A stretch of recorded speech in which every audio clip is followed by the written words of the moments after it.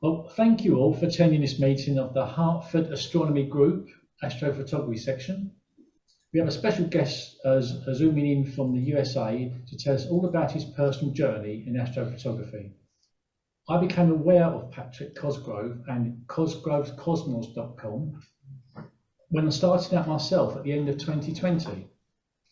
I loved and appreciated the detailed and stepwise documented process Patrick published for the likes of newbies like me. A lot of my process steps followed Patrick's method, word by word, picture by picture, a constant source of reference for my learning. Tonight, I am delighted to introduce and hand over to Patrick to tell and present his story so far and hopefully share his next ambitions. Let's welcome Patrick.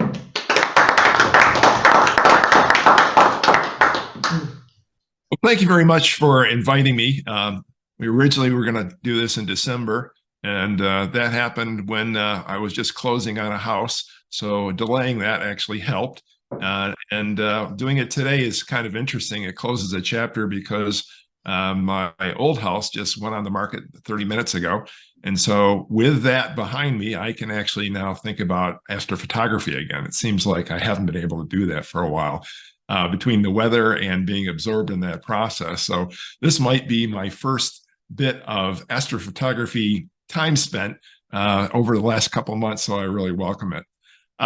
This will be sort of a personal journey. I haven't been doing astrophotography that long, and I've met many people who've been doing it a lot longer than I have and have a lot more skill. I still have a lot to learn.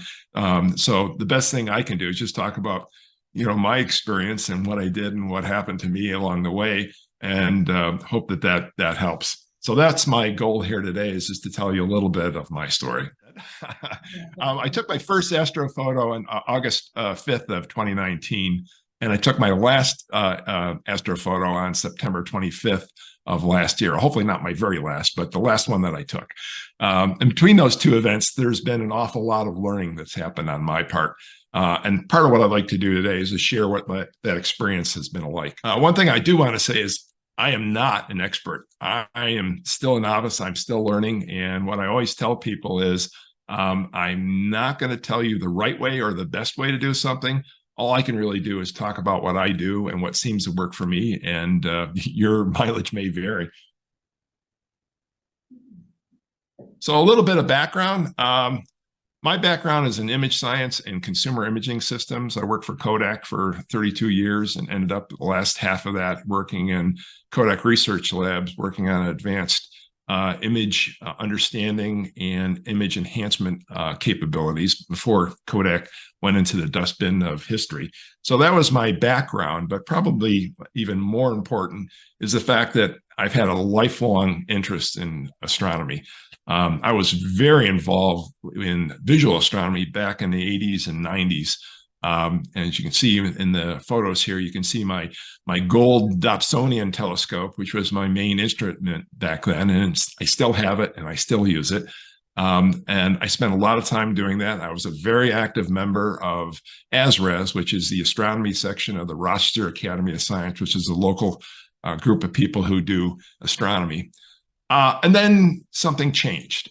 In 1 year's time, I got a promotion at work with a lot more responsibility. We started a family. I went back to grad school and we built a house. And suddenly there wasn't enough time for anything other than just making it through the day.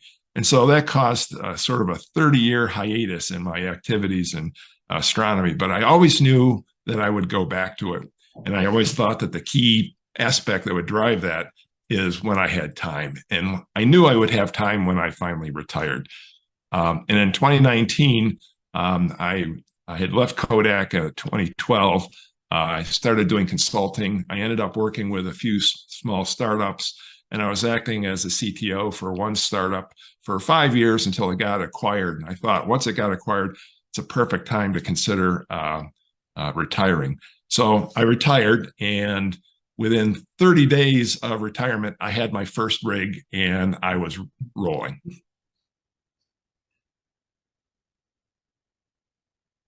So why astrophotography? I mean, what's the advantage there? What's the appeal? First off, for me, it's a unique blend of many of my interests: science, technology, imaging, computers, all things I love to deal with. Gear, complex systems, problem solving. Again, that's very attractive to me. I've had a lifelong appreciation for the whole realm of photography, and professionally, that's what I was very much involved with. And I've always had this sense of wonder by the night sky. So those things are part of what makes it work. But I think there's something else. There's something that makes astrophotography very compelling to me. It's hard. It's a very hard thing to do. And it's hard for someone who's starting out to get to the point where they can take images they're proud of. It's very precise. It's very unforgiving. It presents a very unique set of challenges, but allows a person to capture amazing pictures of objects in our universe that you can't really see with the naked eye. It feels sort of like magic sometimes. And it seems to add a dash of the extraordinary to the common elements of our life. And I think that's what makes it very compelling for me. So I like deep sky. There's a lot of forms of astrophotography. I love doing deep sky, faint and far away. Something about the immense scale of the universe calls to me. I think this is always going to be an area of focus. So this is a good example. This is an image that I recently took. And what I mean by that is I went to the James Webb website and I took the image to put on this slide. But it's a great example. Did you do it? It's a great example of what gets my juices flowing. So I think there's a fairly typical journey for people who are doing astrophotography, and from your own experience, you may see some truth in this. First off, you're going to have to get some gear. So going into that gear acquisition mode, you got to get enough to do what you're going to do. And I think you'll all agree with me that once you start acquiring gear, it is a process that you will never, ever finish. You're always so the next bubble. So that part's very key. Getting your first images, getting all the gear hooked up together for the first time, getting a software to talk to one another, getting things aligned and set up so you actually have an image. I mean, there's a lot of hurdles you have to go through. And if you get your first image and it's a terrible looking image, no one should feel bad, because that is a huge accomplishment. You have passed the test. You have figured out how to get data. The rest of it's all making the data better. But getting to your first images, that can be really tough for a lot of people. Then you work on maximizing the quality of your data, setting up your equipment, getting your technique down, getting more data instead of less data. In my experience, it seems like within a few months, I was getting pretty good, and I plateaued after a year. It seemed like I understood the mechanisms of capturing good data, and that sort of plateaued out. But then you start developing your image processing skills. And I don't think that is a process which ever ends. Between your own learning, new methodologies that are coming out, new tools that are constantly coming along that make the job more interesting or more capable, I think this is something that just never stops. And finally, I think there's this thing which I refer to as developing your own inner eye. And by that, I mean, as you work on your images, you start to develop an idea of what you think your images should look like. And the decisions you make as you do every processing step and how far you take each adjustment, that sum total is sort of your look, and it's unique to you. And I always say that if you had same set of data and you gave it to 10 astrophotographers, they would produce 10 very different but very good images, because they all put their self into that process. And I think that's one thing it's fascinating. You've got all of the science, and at the same time, you have this element of art and capability. So for me, what are the key enablers for astrophotography? Well, you need an enormous amount of interest and an enormous amount of drive in order to learn what you have to learn and get to the point where you can capture images. Some would say you also need an enormous amount of money, but it can be done for less than an enormous amount. But clearly, some dollars are going to be necessary for some of the toys we need to play our games. You're going to be needing access to the sky, and sometimes that can be a challenge based on where you live, or like in my previous house, I had a lot of lovely trees, which is why we bought the property. And then I started doing astrophotography, and the trees became my enemy. Unfortunately, they weren't my wife's enemy, so I couldn't cut them down. The next aspect is if you're married, you better have a supportive spouse, because you're going to be doing lots of weird things at lots of weird hours, and having a supportive, patient spouse is really going to be helpful. And finally, I think the big thing for me, it's time, right? When I'm looking at an imaging project, I'll spend more than 2 hours planning out what I'm going to shoot and how I'm going to shoot it. Setting up my gear in the driveway and taking it down can take an hour and a half every night. If I'm capturing, we're talking about between 3 and 5 nights. I wish it were more, but my weather never allows for more. Processing can take me 1 to 3 days to finish an image. And because I tend to share what I did with that image step by step on my website, now I have to create the content for that. And that can take anywhere from 2 to 3 days. So one project might be taking, 11 days to accomplish. And that's just doing it. That's not learning new things. That's not improving your gear. So time is a big piece of what you really need to move forward. So I want to talk about what is now my old observatory. In the first image here, we're facing south down my driveway. Fortunately, that driveway is there. That created a hole in the trees. And that opening there is what I could shoot. I waited for things to emerge from the tree line on the left, and I shot it until it descended into the tree line on the right. And that was pretty much what I had to work with. Flipping around facing north now, you can see this hole in the trees, and that's where Polaris is. That hole is very convenient, but it actually didn't happen naturally. I had guys hanging from ropes, cutting off limbs of trees high up to create that hole, because since I was setting up in the driveway, I had to do polar alignment.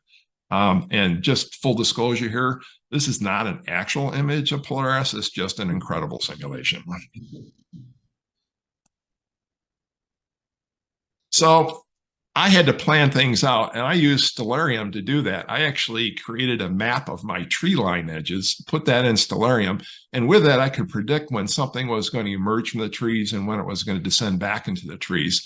And I had a window there about 3 hours for the most part. I could shoot something. Now, in the last year, I had some more trees cut back, and that increased up to 4 hours. So I was getting spoiled with my full access to the sky there. So I had my first rig, and that came about very quickly. And I pretty much knew what I wanted after a few weeks of research. I was looking at a Williams Optic 132 FLT F7 optical tube, 50 millimeter guide scope. I wanted a CM60 ioptron mount, but I didn't know what to do with the cameras. So I talked to my wife. I said, I'm thinking about doing this, but, I still don't know what I need, what kind of camera goes with this kind of rig. I don't understand it well enough. So I called one of the local vendors that had a technical helpline, and told them what I was trying to do and what I wanted to do and what I was thinking about getting. And they said, yeah, that's a good selection. That'll all work together. They helped me identify what cameras would work well with that. That's great. Then the guy said, I asked the guy, what about supply? I keep hearing that, supply chain is terrible, that these scopes and mounts are really tough to get. And he goes, oh, yeah, we've had a heck of a time getting them. But, I've got one scope that came in that doesn't have a name on it. If you really wanted to, you could put a deposit on it now and it's yours.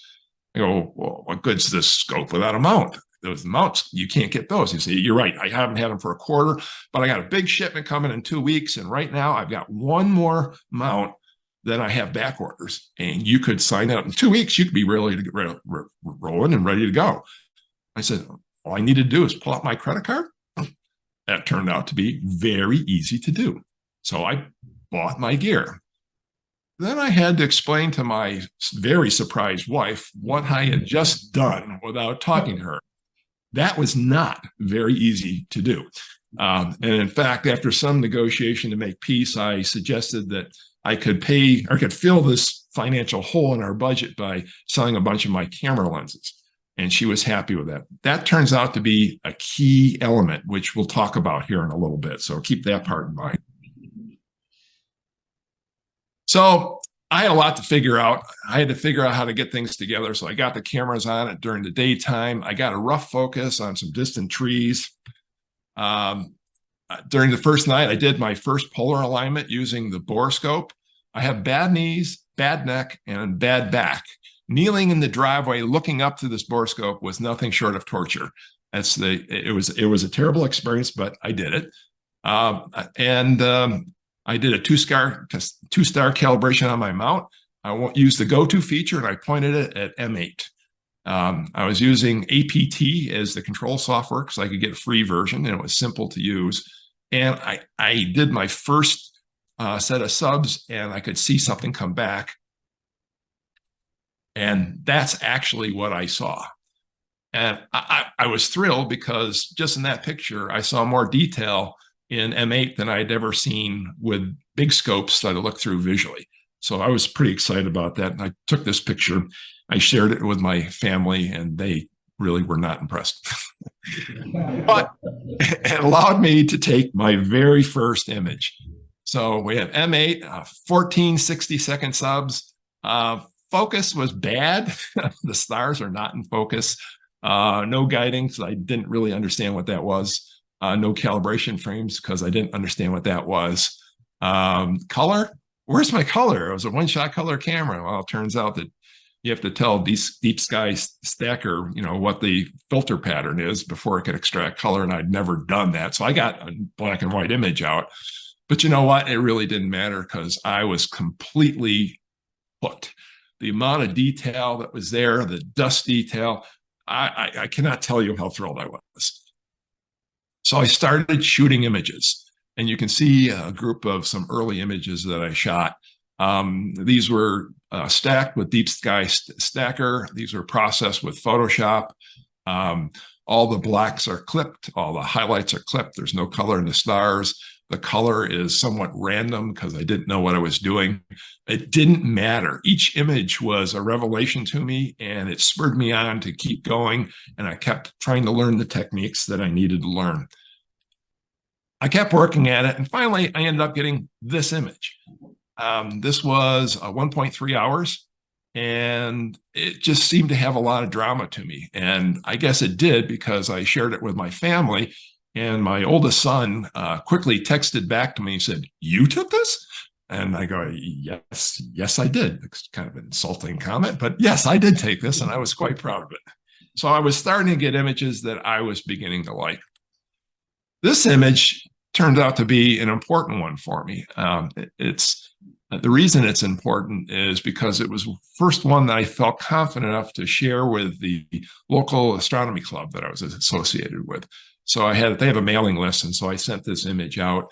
And what really came out of that were two very experienced astrophotographers in our local area. They've been doing astrophotography for a decade. They reached out to me, and it's formed a friendship that we still have, and I really value. And having someone who's done this already to ask all your stupid questions and ask for techniques or critique of your processing, hugely helpful, hugely helpful. So this image was a really important one for that reason alone. So some early learnings that I had as I began to do this: tell your wife before you place your big equipment order. It's easier in the long run, trust me. That 132 millimeter scope is a beautiful scope, but boy, it's a heavy scope. And when you're setting things up, lifting that tube assembly up and putting it on the mount, that's a bit of a chore. At the end of the night, taking it down when you're groggy and hoping you don't drop it, that's scary. Using the borescope for doing polar alignment, just torture, and I had to find a different way to do that. I discovered plate solving, which I thought was nothing short of magic. It just simplifies so many things. I really learned to love that. And then didn't matter how bad my early images were. Every one just got me excited to go on to the next one. And to me, they were new, and I was seeing things I never saw before, collected by my own hand, and that just kept me going. But I did want to make some improvements, and I did over time. First thing I wanted to do something about is a polar alignment. So I bought a polar alignment camera. And it was just wonderful. It's comfortable to use, simple, quick, convenient, surprisingly accurate. Suddenly doing polar alignment for a scope in the driveway was not torture. It was convenient, and I was helping to dial things in really well. So that was a great find for me. I now have them on all of my scopes, and it greatly helps when I'm doing my driveway setup. Focus motor. I started doing focus with a Batinoff screen. Not bad, but you can't automate it, and you have to stop what you're doing every once in a while to redo focus, because as this telescope gets cold and shrinks, the focus shifts, and you really need to do something about that. But with a focus motor, I can do autofocus. So I put on this one's a Pegasus Astro Focus Box 2. I used Sequence Generator Pro, and I used their autofocus routine. Dramatically better focus in my images after that.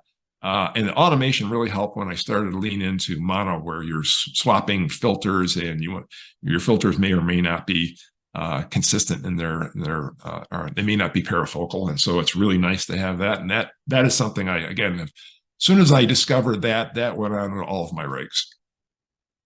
The other thing I did, which is a little bit of a luxury, was getting a camera rotator. And this is the Pegasus Astro Falcon camera rotator. But it really helped me in my composition. Sequence Generator Pro has the ability to plan out your images as their mosaic framing utility. The afternoon before, I can pull up a plate for the object that I'm dealing with or will be dealing with that evening. When I drag a rectangle, it shows me exactly what the framing is, and I can move that frame around, and I can rotate it to get exactly what I want. And then as I use it during the night, it will automatically center in on that and uses plate solving to verify that you're where you want to be and you have the right rotation.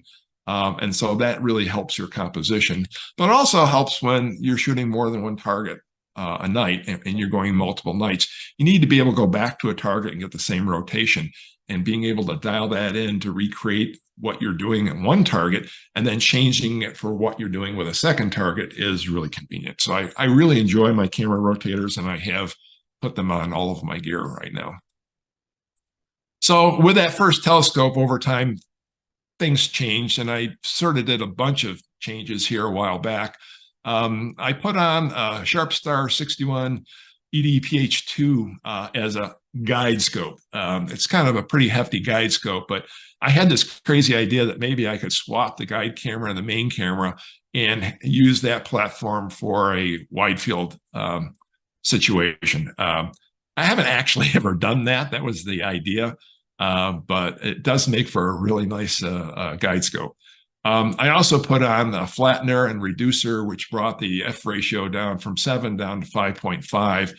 And I swapped out the camera to an ASI 2600 mm Pro camera, which is a camera that I really, really loved. It was such a step up from what I was using in the past that it's just like having a whole new system. And of course, that had to have a filter wheel to go with it, and I ended up with a 32 millimeter by 7 electronic filter wheel. And so that's the configuration on that particular scope right now. A second telescope? Well, so I had to sell these images to make my wife happy, and I sold them on eBay, and it turned out that I had a chatty guy who bought one of my lenses, and I mentioned to him that, thanks, you're buying this lens, which helps me to pay for a big lens I got for a camera, which was a telescope. I'm trying to do some astrophotography.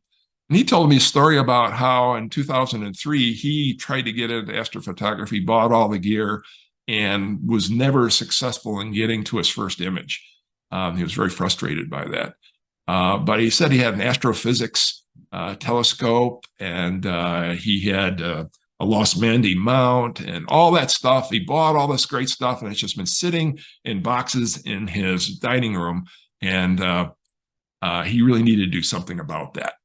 And I suggested, well, I'm starting to learn this stuff. If you want, I could try to help you get it going again. He said, nah, my wife says I can't buy any more toys until I sell this. You wouldn't be interested, would you? And I thought, well, I just bought this telescope and my wife was not completely happy with me. A second telescope doesn't seem like a safe course of action for me to pursue. But he suggested a price which was, I thought, pretty reasonable. And I mentioned it to my wife, and as we talked about it, he finally came back and he said, "I tell you what, for this price, I'm going to give you everything." I said, "What do you mean everything?" He said, "Everything I own from Astrophotography that I bought, including the red flashlights." And I mean, he had a whole collection of Naglers, and it was a ridiculous price. And I would have been a fool not to take it. And even my wife saw the deal and said, "Yeah, you got to do this." So with her permission, I bought a second telescope. More importantly, and the gentleman who sold it to me, it turned out to be a really good friend. We still are a connection. He's really into photography. We connect at that level. I've helped him learn how to use Photoshop to do things he wanted to do. And it's been a great relationship. So you never know when you're dealing with these things what you're going to run into.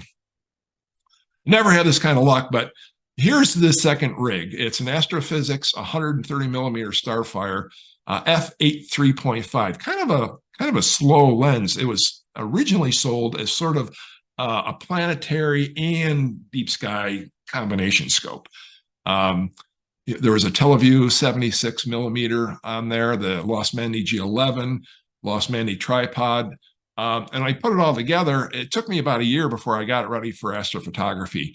And in doing that, I changed the mount out. I was having a lot of trouble with the Lost Mandy. It has a friction clutch on it. I kept in the dark hitting it and would mess up my calibration. So I ended up buying another CM 60 so that in the dark it would operate the same way, and my muscle memory would work the same with both. But I put on my first mono camera.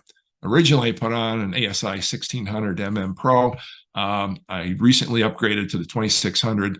So this was the first telescope that I had that had a little bit of reach, which made it a little bit better for galaxy work, and it had a really nice mono camera on it. And you can see the camera there in the setup that I used. Mono was a revelation to me. I mean, there's a lot of imaging flexibility. There's great efficiency. You can better deal with the gradients with light pollution. You can deal with it at each filter layer at a time. But on the other hand, it's more expensive. You got to pay for the filters that can be very, very costly. It's a larger form factor. It's more complicated to use. The optical path is more complicated, and a lot more processing has to go into it. I'm someone who enjoys the act of processing. So for me, that wasn't a negative. And I really was excited about the flexibility that you could get with mono, and between using LRGB filters and using narrowband, it just opened up a whole new world. And for me, that was so exciting that eventually I crossed completely over to mono. But as I got started, there's my first image that I ever shot with my mono camera. It was 1.3 hours, and I was really happy with the quality I got for that kind of integration time, and I really seemed to love the process. So that was where I was going to go. So this was a traditional LRGB image shot through a mono camera. And then this is one of the elephant's trunk that I tried, kind of a short integration, but this was just straight LRGB, and it came out showing what I wanted to show, but I was a little disappointed with it. And I thought, geez, why can't I go back and just grab some HA data? So the next night was still clear, and I went and got another hour of HA, and suddenly the idea of blending those two and starting to play those games, this is the first time I ever tried to do that. And again, I found that to be really exciting, just to have that flexibility and to play those kinds of games. So software, what was I using? I use Stellarium for my planning, so I can know when something's going to clear the trees and when it's going to enter the trees. I'm using polar alignment cameras. I have both a PoleMaster and iPolar. They work differently, but they accomplish the same thing, and they're both pretty simple to use. And I just so happened I ended up getting both on different platforms. For guiding PhD 2, was just amazing that something as sophisticated and powerful as this was free, right? And constantly improving. So clearly that was where I went. I used Sequence Generator Pro. There are other packages that are as good. I used that one because my friends used that one and I could ask questions. And so far, it's been adequate to my needs, and I haven't felt compelled to look someplace else yet, but that day may still come. And finally, since my scopes are in the driveway and I'd like to be inside and warm, I use AnyDesk, free version of AnyDesk, to do remote screen control. I have a laptop on my on each telescope in the driveway, and then I control it from inside the house. So those are the principal pieces of software I use, and I think it's pretty common. A lot of people are using all those pieces, so there's no revelation there. But you know, setup was getting to be an issue. Setting up 2 scopes is twice the issue. 1 scope took long enough, but you know, I really worked at it and I got more efficient, and I could do it a lot quicker. But 2 was still a bit of a chore, and taking them down after I was tired, after a long night, was even more of a problem. I wanted a better way, and that better way came from a friend of mine by the name of Rick Albrecht. Rick is a very talented mechanical engineer who knows his way around telescopes and observatories. And he was listening to me complain about this, and he asked me if I could do welding or machining. And I said, no, that's not something in my skill set. How about working with wood? I said, oh, I got a wood shop. I can cut wood. That's not a problem. So he designed something that, as he pitched it, since your 2 telescopes are on tri-piers, we can make something that'll scoop up under it, grab the tube, pick it up, and move it from your garage out to the driveway. You can paint little spots on the driveway. You can drop them right on there, and that'll simplify your setup. I go, wow, that sounds great. Instead of taking all the pieces out, assembling it and balancing it and all that, they could all be set up and I just cart it out there. You know, I like that idea. So he designed and I built the telescope lifter and mover. It's based on a 2-wheel dolly. And basically it has a carriage that scoops up under the telescope, and I use straps to attach it to the pier. Then I use a cordless drill and a jack screw to lift it up just a few inches. Then I can wheel that out safely, drop it on the driveway in magic spots, and that really helped shorten my time here. So I wanted to give you a feel of what that looks like. And one night when I was setting up, I realized when I was setting up my driveway, I have a security camera there that's motion triggered. I said, after I got done with the setup, I said, I'll bet you I could pull out enough bits to create a video of what the setup looks like. And I created this video and I posted it on YouTube. But I'm going to show you the first few seconds of that so that you can get an idea of what that setup looks like using that device. Let's see if this plays.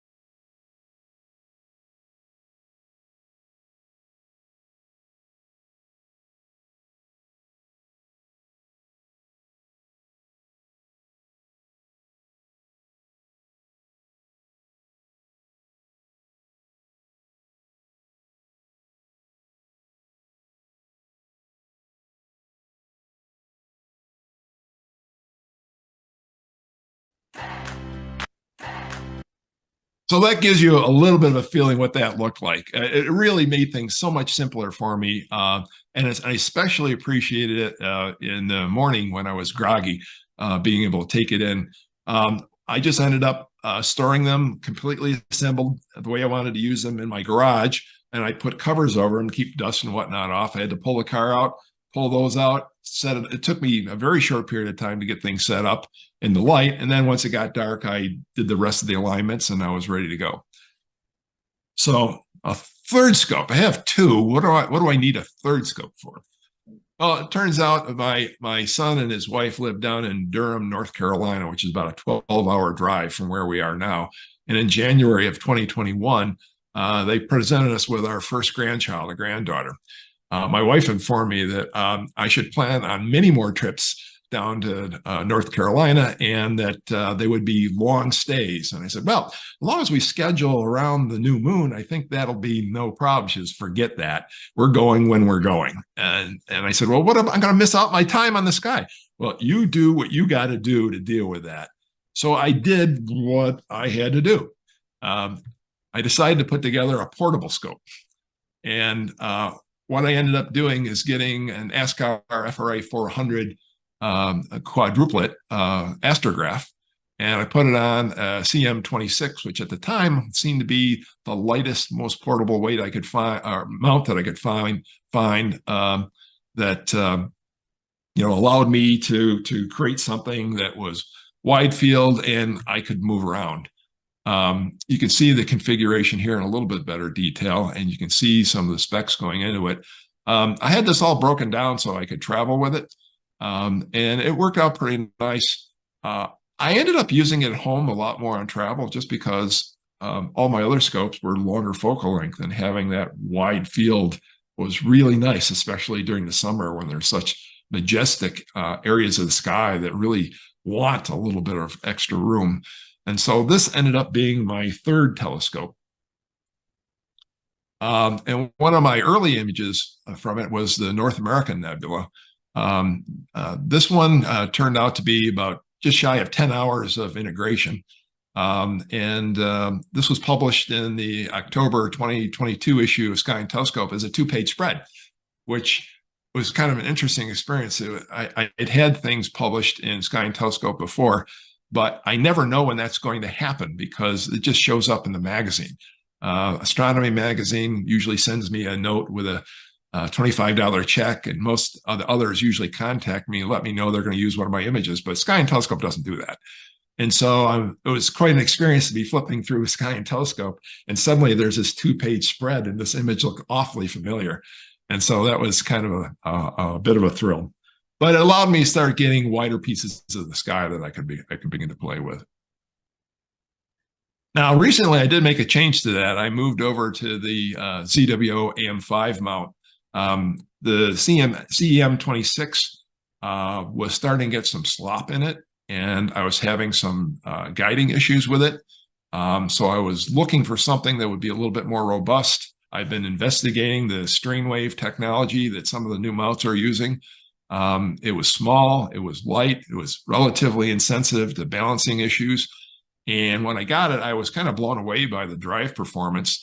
When I was using the CM26, my guiding errors were like 1.3, 1.5, and suddenly I was getting 0.24 to 0.4 at the worst. It was a dramatic improvement, and it was just so much lighter and easier to set up.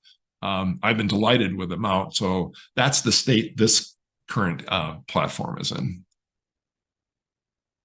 So here is my gallery of scopes. On the left, you have a focal length of 1085, which gives me about 1.25 by 0.8 degrees of sky. On the other end, you have the 400, which gives me just about twice that coverage.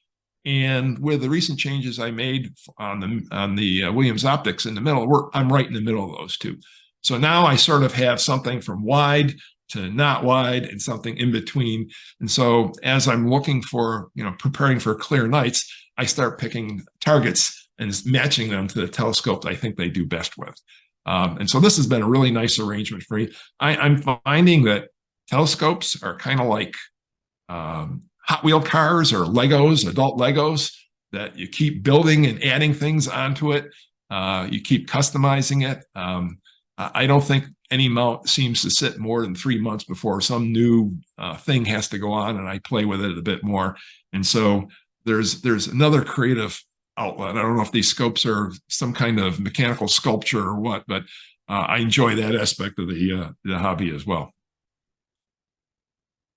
So when I run 3 scopes in the driveway, I set them up. Each has their own laptop. And then the other picture here is my view inside the house. I have a 4K monitor, and I can look at the 3 instances of the Sequence Generator Pro, and I have a security camera that lets me look at the mounts. More importantly, it lets me hear the mounts. So if I hear something funky coming out that doesn't sound right, I know I better pay attention and see what's going on out there. But this is how I typically work now. I don't know if you noticed, but in the picture on each of the tables, you can see that there's a portable fan on each table. That's my anti-mosquito mechanism. Sometimes here in the early summer, we can get quite a bit of mosquito at night, and they seem to like me just fine. They try to take about a quart down as I'm working out there. And I found that having that fan there while I'm sitting there working on the laptop, setting things up, tends to keep the mosquitoes down. So that's why you might see an odd piece of gear there in my collection. All right, just a few more images I'll share with you, which were, for one reason or another, milestones for me. This is my picture of the Wizard Nebula. This was taken back in 2020. This is probably the most ambitious technical project I tried to go after. I had 12 hours of capture, but it was the first time that I captured RGB and narrowband data, and I looked to see if I could combine those together for the first time. It was a lot of work, but I was really happy with the result. And again, I just reinforced this idea that with mono, there's so many games that can be played. This is my shot of the Rosette Nebula. This is only 3.3 hours of integration, and I use my Astrophysics 130 platform. So instead of getting the whole field, I sort of just was able to focus on the center. This was an important image because it was the first image that was ever published anyplace. Astronomy Magazine published this one, and so that was a big milestone for me. This is a sunflower galaxy. This is 9.7 hours in LHA RGB. And this was one of the first shots I took with the new 2600 mm Pro camera. And I was just so impressed with the way it handled noise, the signal I was getting, and the definition I seemed to be able to pulling out with that camera. I just love the subtle details of the dust planes I was able to get with that particular. I had shot in it before, but it never came out quite this detailed, and the camera made a big difference there. This was my first shot of the Eagle Nebula done in narrowband. I had done it before in LRGB, but I've never seen it in narrowband. And there's just something about the color palette you can get there that just makes it very rich and very interesting. Everybody shoots Andromeda Galaxy, so, you know, what's one more shot? Well, this is my shot. And the only thing a little bit different about this is I did go back and I did have HA, so you can see little knots of hydrogen in the arms, and I just love that kind of detail. This was kind of interesting. I went through a period of time where one of my goals was to try to enhance the sharpness of my images. And I was doing a lot of things during setup and focusing to maximize that. But I was also doing a lot more where I was actively filtering out frames that weren't contributing peak sharpness. And I hadn't done that before. And I started to get quite a bit more detail in my images. This particular one was published in the BBC Sky at Night in October of 2022. But what I thought was kind of fun about this is there's always this, you always see this little galaxy that's in the field of M13. And what I didn't realize until I saw this picture was there's another little galaxy right in here. And I said, you know, I'm almost seeing some detail there.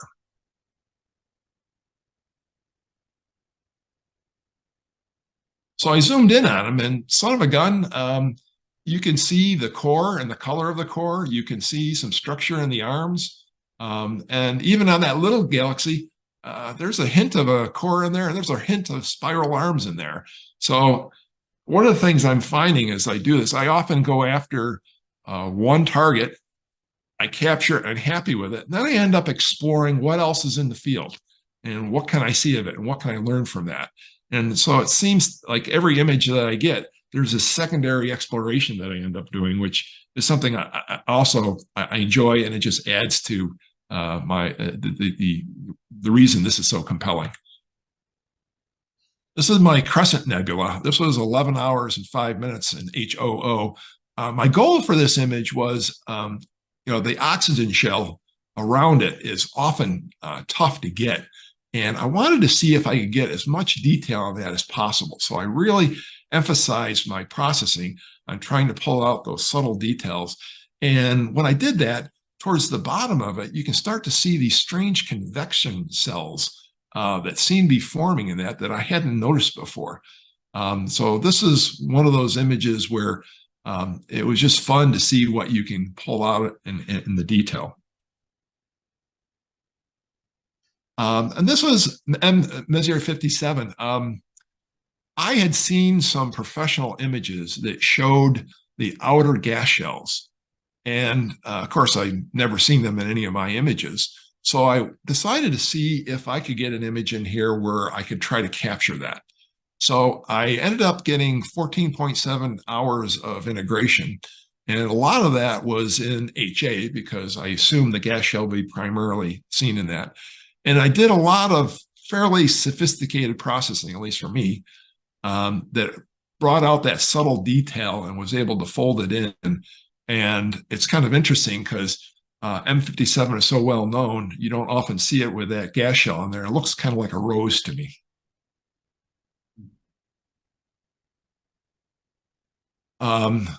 This is the Tulip Nebula. My slide is labeled wrong here. But this was my Tulip Nebula, and I had shared this with people, and I was pretty happy. I was able to capture there.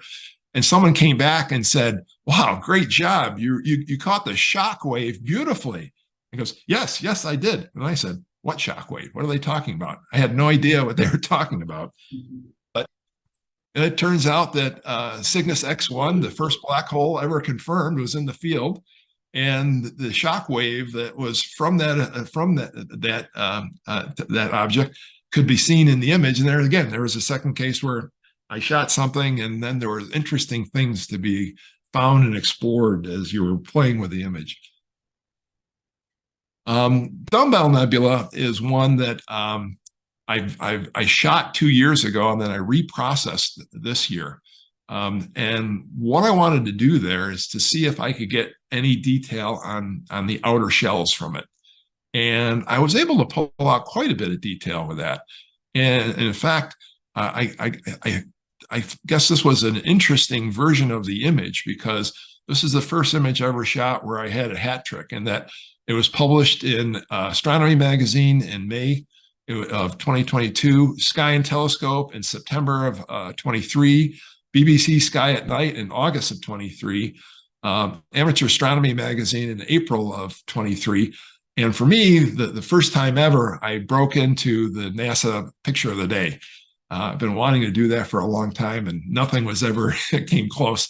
And so with this particular image, I was able to get in all those different places that I submit to. And so that was kind of a source of personal pride anyways. It also, I think, shows what can be so fascinating about mono images. These are the master images for the 3 filters. And if you look at the hydrogen alpha, it's very lacy and structured. It's fascinating. If you look at the oxygen, it's very soft and amorphous. It almost looks like angel wings or something. Then when you're looking at the sulfur presents itself sort of like what you're used to seeing visually when you're looking with your eyeball at it. And it's just so interesting to see how different those signals were. And then when you go to put them together, you have so many choices how you could choose to join them. And that made the processing a little interesting. Kevin asked if I would take a few moments from a high level and just walk through how I've been doing my image processing right now. So I'm going to do that with an example. But before I do that, I should mention that right now, almost everything is done in PixInsight. I do about 2% in Photoshop and some final polishing. When I started, that was flipped. I did 2% in PixInsight. I tried to figure it out, and I did the rest in Photoshop because I knew Photoshop for years and years.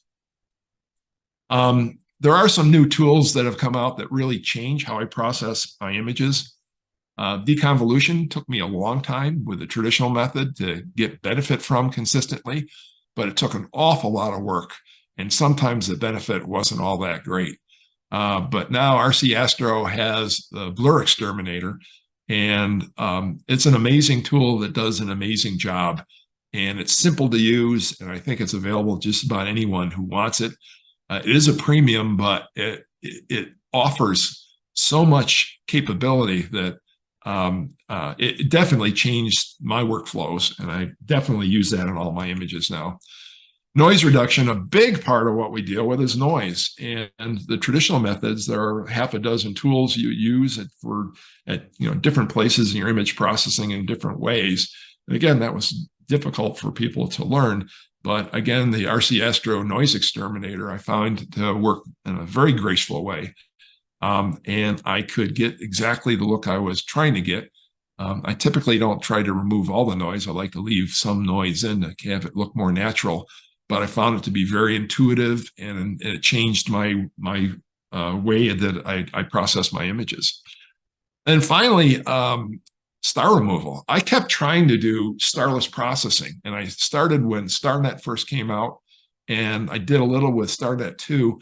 But personally, I found that there was enough remaining blemishes from stars that I always had artifacts I had to deal with, and I just wasn't ready to go that way. Then I tried Star Exterminator, and it was better, but it still wasn't good enough. And then version 2 came out, and version 2 was a big step up in performance. And I found it was good enough that since that time, all of my processing now uses a starless approach. And it wasn't enabled until I got that particular tool, for me anyways. Other tools that I tend to like, Bill Blanchard has created a lot of really interesting pixel math scripts, and working with Mike Canfield has created some new processes. And so the star reduction, his color mask tools, narrowband normalization, and the updated color mask mod are tools that I use quite a bit now in my processing. Basic approach I typically do is, I do a luminance path versus a color path. I do that routinely for LRGB.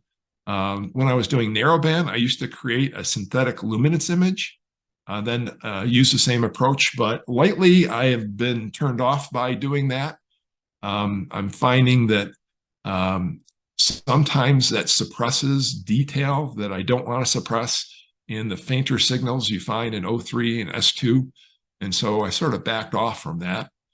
We just talked about starless processing, so I do that all the time. The other thing I think I do, and I don't think it's unique to me, I think everybody who uses PixInsight to a certain extent uses masking as a superpower.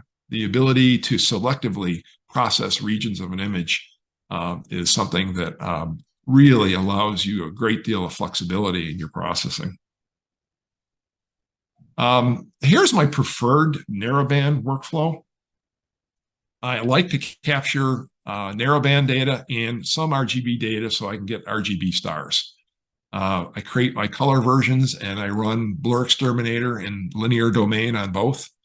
While I'm still in the linear domain, I go starless, and so I end up with a star image and a starless image. I then go into nonlinear, and I don't get fancy going into nonlinear. I just use the screen transfer function to the histogram tool method, because with the stars being out of the picture, I don't have to worry about impacting those in a negative way. But at that point, I do my processing. I do a modest amount of processing on the stars, but I do an extensive amount of processing on the starless image, and I use a lot of masks to accomplish that. And when I get the starless where I want it and the stars, I put them back together, and that's how it goes. But quite often, I can't use this because I didn't have the opportunity to capture RGB stars. So this is what I often have to do, which is I only have master data from the narrowband filters. I create a color image, run Blur Exterminator. I then separate the stars, and then it looks like my other process. But what I do with those stars has changed based on what image I'm working on. Sometimes I take the color out, so they're almost just neutral stars, so I don't get funky looking stars. Sometimes I go in and play games with the curves tool to try to make the stars look a little bit more normal. And I've been doing that more often as of late. But then I use the rest, a very similar process to complete the image. So I thought, as a very quick overview example of how I tend to do processing these days, I would take my image of the Wolf-Rayet 134 region. This was 15 hours of data in SHO. And I created this image and I shared it with some friends, and everyone told me that I had the image wrong. It really needed to be rotated, because when it's rotated, you see the face in the sky. I don't know if you see that in the middle of the frame. Two eyes, two stars make the eyes, and then face in there. So that's, I've been calling that the face. But I thought I'd show how I process this image. So I start with my master images. I combine them to create an initial SHO color image.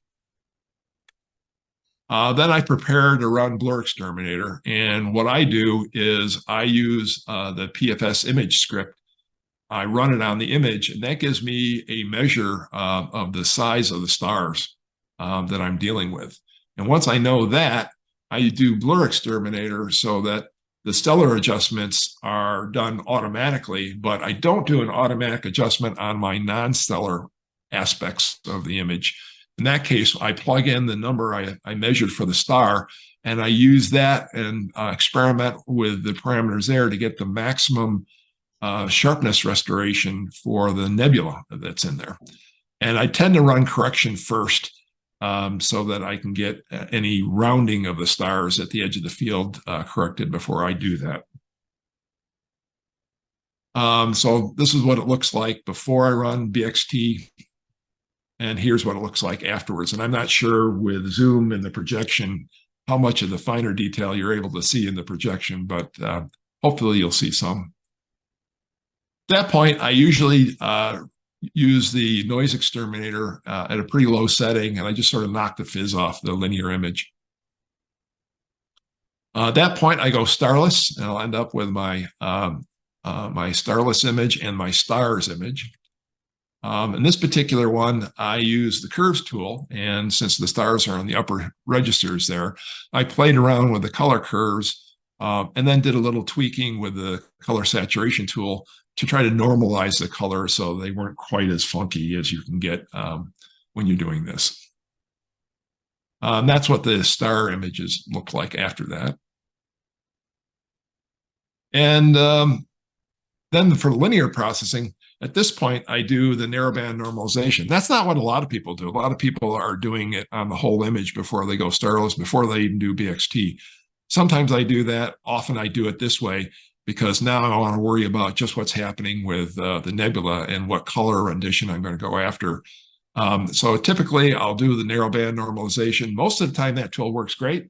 Sometimes it doesn't, and then I do this manually using the curves tool. Then I go nonlinear. I just use a simple STF to HT method to get there. And then I tweak it with a global curves transformation to get the saturation and tone scale about where I want it. At this point, I start creating color masks, and sometimes I create a lot of them. In this particular image, I decided to create a set of cool colors. And by cool colors, you can see that I'm including anything in the color gamut there that goes anywhere from almost purple to almost cyan. And so I create my original color mask. Then I use the curves tool to boost the contrast on it. And then finally, I will run convolution on to soften it. And that gives me a mask for just the cool tones. I did a very similar thing for just the warm tones, and I was going everything from almost magenta up through yellow. And I created that.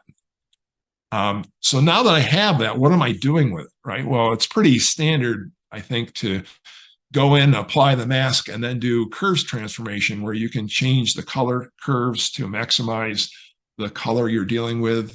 You can do rotations of colors by adjusting the others. You can change the saturation.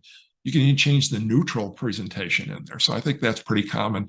But one of the things I started doing, which I found really beneficial, is using something like the local histogram equalization tool to sharpen that set of colors. Sometimes where you have a lot of color, you have an awful lot of detail, and you'd like to bring that out. Other areas where you don't have as much color, maybe there isn't as much detail, or maybe the detail in the warm tones wants one level of sharpening, whereas the detail in the cooler tones wants a very different level. And this allows me to customize that for both. So after doing some processing, on the left is where I started, and on the right is where I ended up.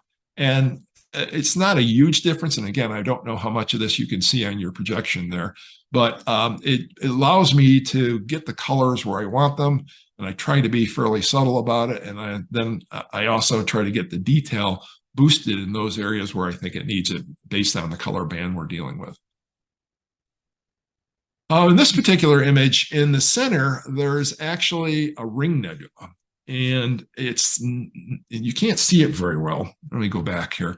You can kind of see that blue arc in the center of the image. That's actually almost a complete circle. It's just very faint on the right side. I wanted to see if I could enhance that bit. So I tried making a mask, and so it seemed to show up in the oxygen 3 layer the best. So I used a luminance image, and I created a luminance mask. And then once I had the luminance mask, I boosted the contrast a little bit.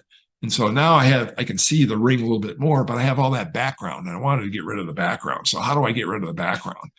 Well, I used the game script to create a gradient mask, a circle that just covers the area that I was interested in. So then I put a mask on my mask, and then I zeroed out the background. And you could do it with the curves tool by setting all the curves low, or you could use pixel math and put in a very complex equation like 0, which writes 0 to all the image except the area that's protected by your mask. And with that, I ended up with a mask for just the area around the ring. And then I did a little softening with convolution on it. Then using that mask, I could go in and I used the curves tool and unsharp masking to try to bring out the detail a little bit more. It's subtle. It brings it out a little bit more. You can see more of it. It didn't quite get it to where I wanted it to go, but I appreciate having the ability to try to go after some of those subtle details in that fashion. As at that point, I pretty much add the stars back in. I use the screen star script to do that. And then I'll do a final set of tweaks globally for the image in both PI and a little bit in Photoshop. I'll add in my watermarks and any labels I have. And at that point, the image is pretty much done. So that's kind of a real high-level walkthrough of how I approach this particular image. I'm sure all of you have different ways you would go through it, but this is kind of the way I've been playing with my images as of late. I thought before I wrapped up, I just mentioned that early on, one of the things I wanted to do is I wanted to share my images. So I decided to create a website, and I had no idea how to do that. But someone told me that Squarespace was a friendly place to create a web space. So I learned to do that, and it was pretty handy. And I've created a web space now that started off as a way to share my images. And I would talk about image projects, and I would tell all about how I chose the image, what I know about the target, how I shot it, the details. But then I started putting in all the details of how I processed it.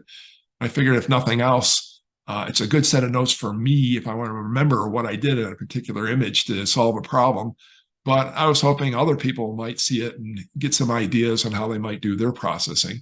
And so it takes quite a bit of work to do that, but it's kind of a labor of love, and hopefully some people will have some learnings from it. But I started with just putting my images there. I ended up putting in articles about my gear, about my methods, even videos. And so it's been a lot of fun. And during those cloudy winter months, I have something to keep me busy that's astronomy related. And so I've had a lot of fun pulling that together. And I've met and electronically a lot of people from all over the world. I've had visitors to the site from almost every country in the world, and it's opened a lot of doors that I couldn't have imagined. Where I have an increasingly long list of people that are sort of electronic pen pals now on projects, and so it's been a lot of fun to work with. A little while after this, I decided to try my hand at YouTube videos. And that was a bigger leap because I know nothing about video production. And in general, when I'm standing in front of a recording camera, I can't string two words together to save my life. And I have no screen presence. So it's been a bit of a challenge, but I stuck with it. I'm slowly improving. I've got 91 videos out there right now, and slowly growing a set of followers. But I did have one series in there called 2-minute tutorials for a PixInsight, where the title is a blatant lie. They can go as long as 8 or 9 minutes.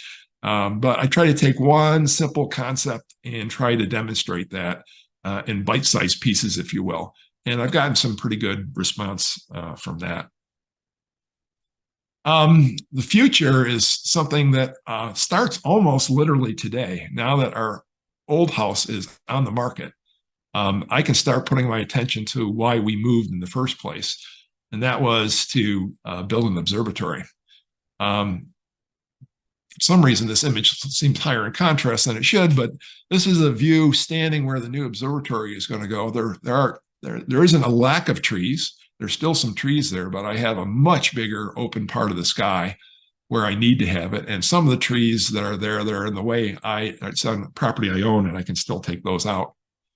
And what I wanted to build was inspired by another observatory that was built by the West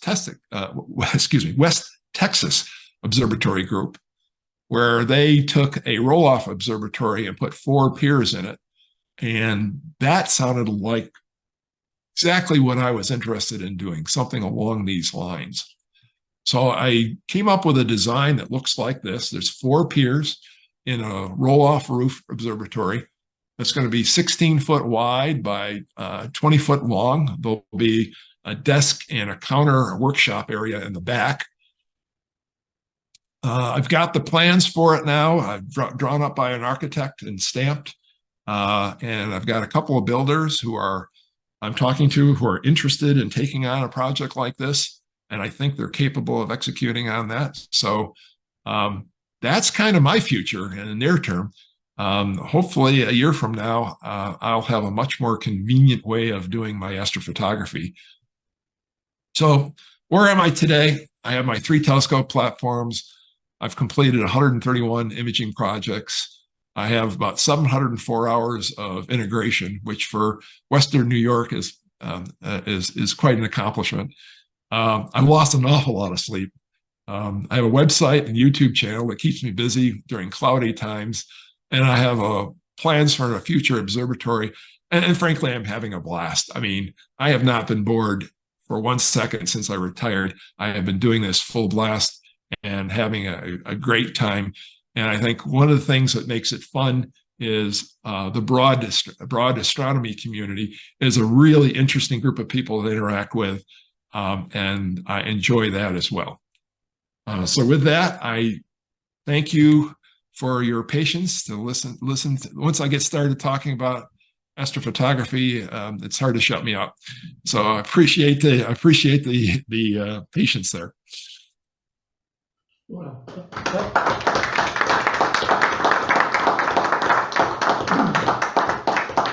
thank you, Patrick. That was really interesting. Very comprehensive. Do we have any questions from anyone? That's all. Hello, Patrick. This is David Davis, fellow astrophotographer. A comment. You showed an image of the Trifid Nebula, but I think it's labeled. Yes. Yeah, but I think it's labeled as which is Broom. Which is Broom, yes. Oh, did I? I did some copy and paste, and I must have missed that. You know, it's amazing to me that once you look at a deck for a certain period of time, what you no longer see. Yeah, absolutely. I know where you are. I'll correct that. And that goes for setting up a telescope sometimes as well, doesn't it? You think, why is it not working? Oh. That was a brilliant talk. I really enjoyed that. I've learned a lot about more I can explore in PixInsight. Processes you use for masking the colors and then selectively sharpening inside PixInsight was a revelation. Thank you. Fix-It Sight's really interesting because you can do almost anything, which is why it's such a difficult package to learn, because you're trying to figure out what you should do. But it doesn't stop you from doing anything. So sometimes you are desperate and can try different things. And I can share with you probably 10 or 15 techniques which work really poorly that I would never use again. But every once in a while, you'll try something that seems to work. And that was one that actually worked out pretty well. Do you have the plans for your mover? I don't have the plans for it. So the plans were drafted by Rick Albrecht. And I asked Rick if I could share his plans. And he asked me not to do that, not because he wanted to keep it to himself or he was going to do something for commercial gain. He was worried about liability issues. Yeah. If somebody built it and hurt themselves, he didn't want it coming back on him. So what we agreed was, I would show pictures of it. I would show videos of it in action. Hopefully that would inspire people to come up with similar designs. I could never have come up with that design. And Rick was very clever in that not only did he design something that worked, he designed something I could build. Because if Rick built this, it would have been, he would have milled it out of blocks of solid steel and welded it all up. It would have been an amazing thing. And I have no ability to do that. I always kidded that Rick had an 18-inch Newtonian in an observatory, a dome observatory that he built himself. He built the observatory himself. He ground the mirror himself. He welded up the frame. He created the mount. He actually had an 18-inch bronze worm gear, or not worm gear, the drive gear that he cut the teeth himself on. And I always kidded that when Rick wanted to build his observatory, all he really needed was some iron ore and a bucket of sand, and he could take it from there, And he was a very capable guy, but he had to dumb himself down enough to create a design that I could build. And actually, it's worked out great for me. I've been using it for 2 years now, and I can't imagine doing driveway work without it. I'd like to offer you the chance, if you want to, join our WhatsApp group, which is something that we share with different people, and it's an idea where you can put your images on there, and you can talk about our stuff as well. So if you'd like to throw the offer open to you, but there's one proviso. Remember, when you're working 12 o'clock at night, it's 5 o'clock in the morning over here. So when you be very careful. Yeah, the time shift will be a bit of a challenge. But if you want to, we'd love you to come along to it. Okay, I'd consider that. Yeah. We had probably 2 presentations ago, Glenn Clowder, Astro bloke. Yep. Yeah. So you obviously seen his YouTube. He built quite a spectacular observatory, didn't he, in his garden? To again a new place he moved to. But he drove down to us for about 2 hours and gave a presentation on his observatory. So, that's an exciting project you've got coming up there. Very jealous.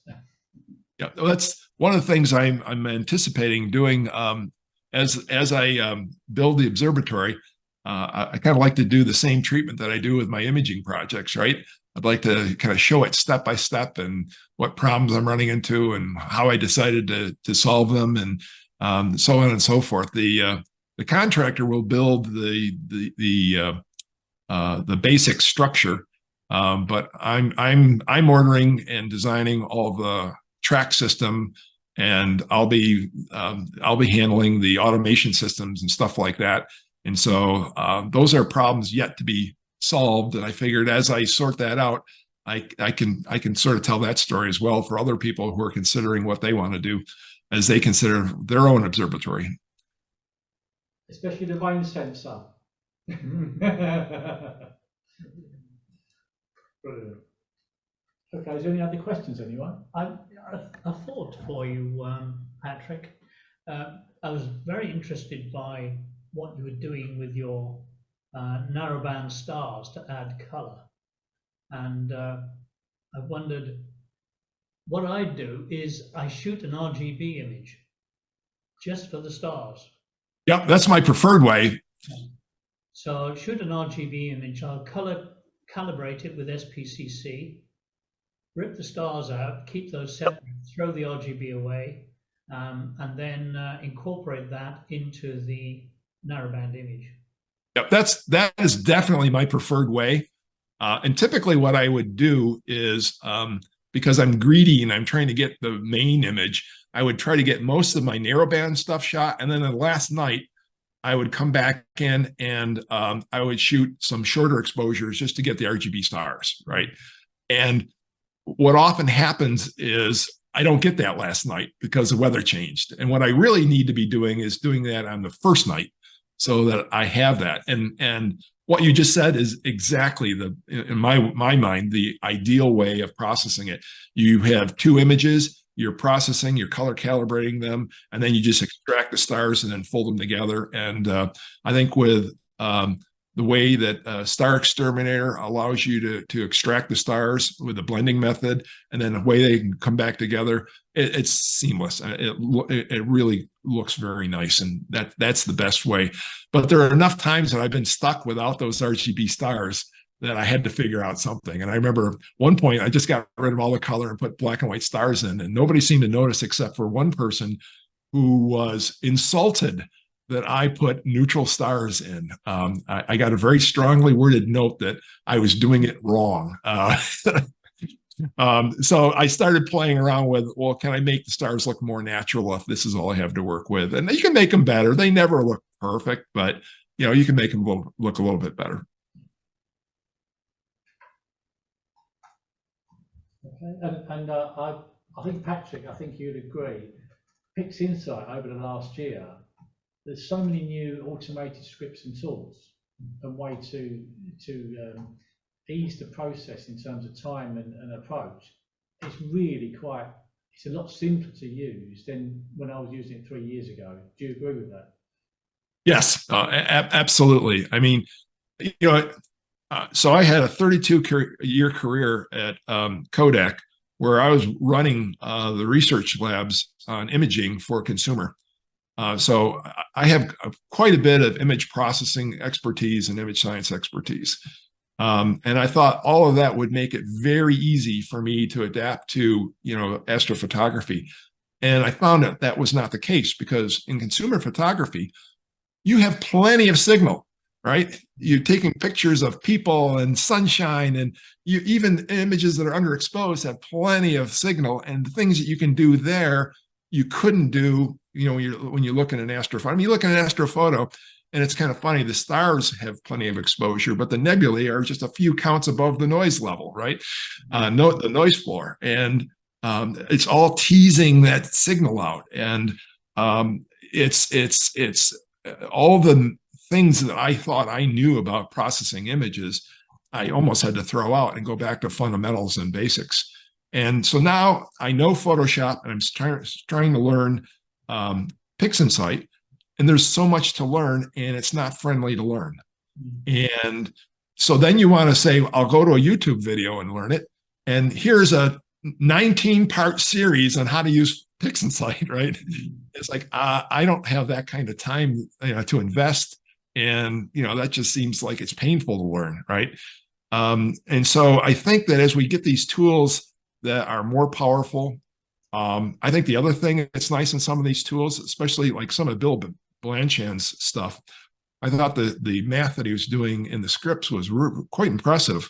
But I think when he started working with Mike to pull together the processes, what's nice is it allows you to pre-visualize what different settings do. And that is so much more convenient than processing the image and saying, oh, I didn't like that, I'll undo it and do it again. Or taking small subsamples of the image and processing that and trying to see what you think that's going to do for the whole image. So I think these tools are making it much friendlier, and I think that helps. I can also remember when I was using Deep Sky Stacker, I found that to be a relatively straightforward tool to use. Then in PixInsight, I went through the tutorial for how you stack images manually, right? And I couldn't believe there were so many complicated steps with so many decisions I had to make. Now you look at the batch processing, WBPP, and look how sophisticated that tool has become. Look at all the things that you can now process with it, and even make decisions back up and do something differently. It's just amazing how sophisticated that tool is. And then once you learn how to use that tool, suddenly all this powerful processing can be done, and it's automated, and it's easy to set up, and it's easy to document exactly what you did, and and remember what you did, right? I mean, so I think, I just see these layers in there, and it's kind of funny. I've talked to people who bemoan the tools in PixInsight, which make it easier to use.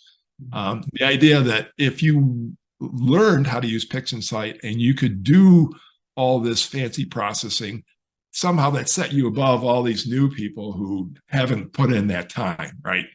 I don't have my ego tied up in my skills for that. I just want my pictures to look better, and I want tools that let me get there in the most expeditious way possible, right? So I look at these tools and I welcome them. If the tool doesn't create a result that I find pleasing, then I don't use the tool, right? Or I change how the tools are set up.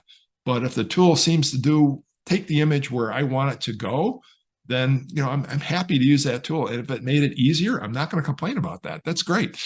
But I agree. I think that the PixInsight is evolving it's continuing to be powerful, but I think it's becoming friendlier, and it's allowing more people who are starting to be able to create images that have even greater quality.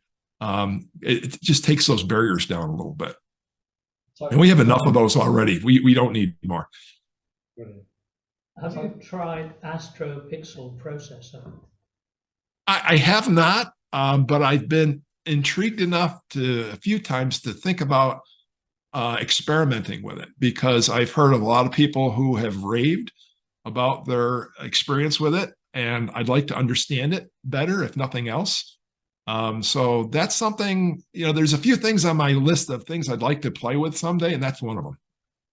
I think one of its strengths for me is that it orders your subs by quality, and then it weights the addition of each individual sub to the total image by the quality, so that you can use your less good images to add data, but it gives it a low gain, if you like, when it adds it into the final image.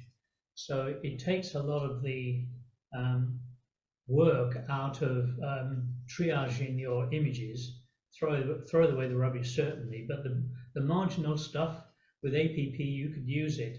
It will just apply it at a low weighting to the total image. I know for myself, I've tried to do things like that by using subframe selector. Yeah. And like, for example, I mentioned I was experimenting with trying to get my images sharper. So one way I did that was I went through all my subs with subframe selector, and I looked at eccentricity, and I looked at star size.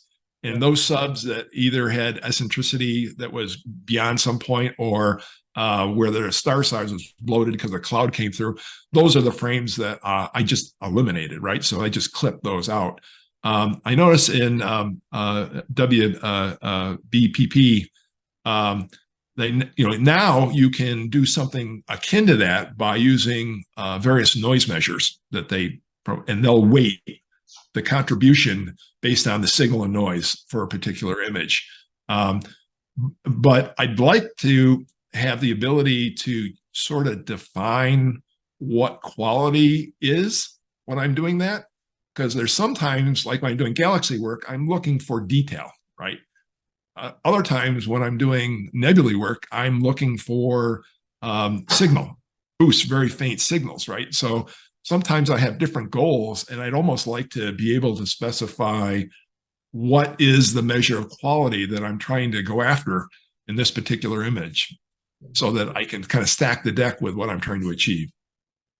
Well, Patrick, thank you very much. I'm afraid we're going to have to leave it there. The presentation was fantastic. We really enjoyed it. a great wealth of information. Of course, you can see Patrick's work on his website, of course, at any time, and you can also reach out to him. And yes, it's been really nice to hear you speak about your journey through astrophotography. So thank you very much.